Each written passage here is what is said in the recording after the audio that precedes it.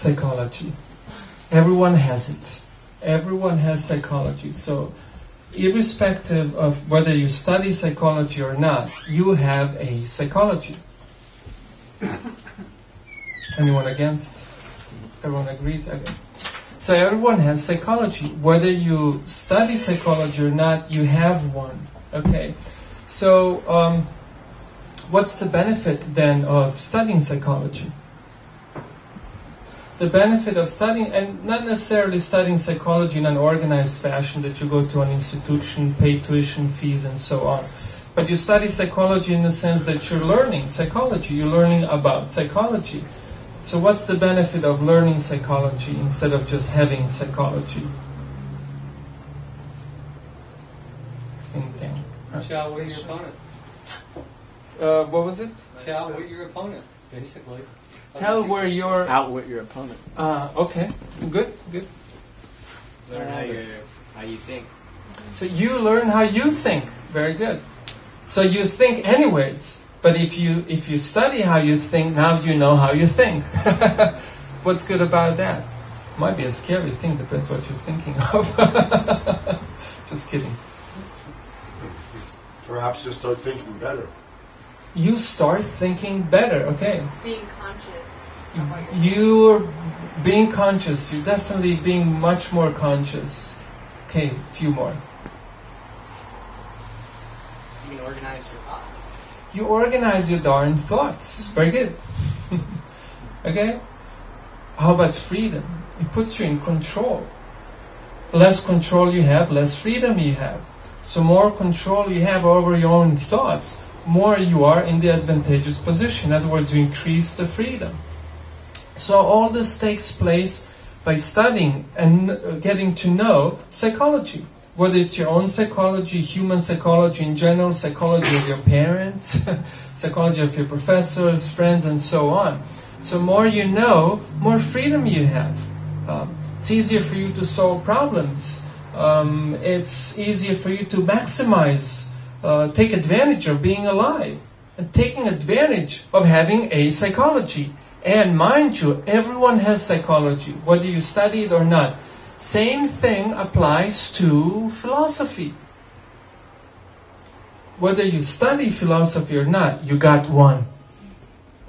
And the advantage of actually studying philosophy is to become conscious, to put yourself in control, to have freedom of choice, to be able to evaluate your options, and if you ask me, ultimately to become truly civilized. Like I remember once, right here on Garnett, we ran into a fellow. I guess you saw, you could tell I was a monk or whatever. So he asked some questions, and some or other we came to the topic of eating habits. And some or other, actually we talked about something else, unrelated. As an example, I mentioned animal eating, how that's immoral. It should be quite simple. There's another sentient living creature with the same rights like yourself to experience freedom and happiness in life, and then you come and just eat it. And before you eat it, you do all kinds of horrible things to it. And he just disagrees. Says, no, I like to eat animals. And that was it. He liked to eat animals. And that was the depth of his philosophical evaluation of that activity. And the conversation could not have continued. Because that was it. I like to do it, and that's it. Well, how about me liking, smashing your toes with a hammer? I just get a great kick out of it. I mean, what kind of philosophy is this?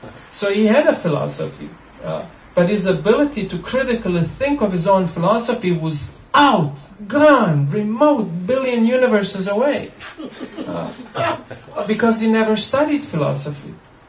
And therefore the choices he makes in his life, of course, ultimately the most important choice, why am I living for? Why do I exist? Why do I endeavor to stay alive? In other words, why do I exist? How do you evaluate? No evaluation. So same thing with psychology. Psychology and philosophy, they have this in common. Everyone has got one, whether they studied or not. But if you do study it, you become a better of a human being, better creature, and you put yourself in control. You finally can critically think about your decisions in life. Something very simple, something that's quite discouraged these days. Because it's, who was it? Aristotle, he said that, how does the saying goes?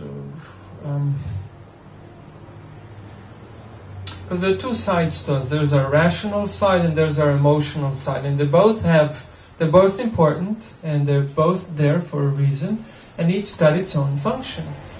So the rational side is your reasonable side, the side that you use to make rational, good, intelligent decisions. But the thing with the emotional decisions that they're easy. They're easy, just feels good or it doesn't feel good.